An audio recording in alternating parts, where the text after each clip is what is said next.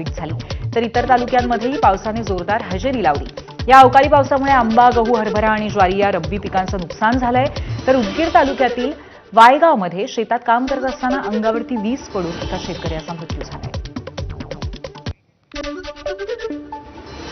गारपीट अशी झाली की हरभरा आणि ज्वारी आणि आंबा आणि कांदा आणि गहू फार नुकसानीचा बारे आहे। आता अचानक आलेल्या अवकाळी पावसामुळे गहू, ज्वारी आणि हरभरा या पिकाचं अतोनात नुकसान झालेलं आहे।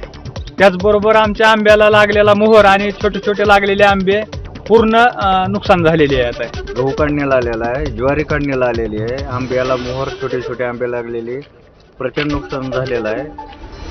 आता सध्याच्या घडीला बघायला तर शेतकऱ्याचा गहू आणि ज्वारी नगदी काढायला आलेले आहे आणि हरभरा तर पूर्ण काढलेलं रानामध्ये फार त्या वाऱ्यानं हिची हिसकून गेलेलं आहे सगळं। वारा आणि पाऊस सोबतच आला, त्याच्यामुळं ज्वारीचं, हरभऱ्याचं आणि गव्हाचं आणि त्याचबरोबर आंब्याचं अतोनात नुकसान झालेलं आहे। ह्याच्यावर प्रशासनानं आमचा काहीतरी शेतकऱ्याचा गारपीट बी झालेली आहे, तर प्रशासनानं ह्याच्यावर आमच्यावर काहीतरी विचार करावा अशी आमची विनंती आहे प्रशासनाला। धाराशिवमध्ये सलग 2 दिवस अवकाळी पाऊस झालाय आणि या पावसामुळे बागेतच द्राक्ष सडण्याची भीती निर्माण झाली आहे। त्यामुळे द्राक्ष उत्पादक शेतकरी संकटात सापडलाय आणि शेतकऱ्यांनी नुकसान भरपाईची मागणी केली आहे।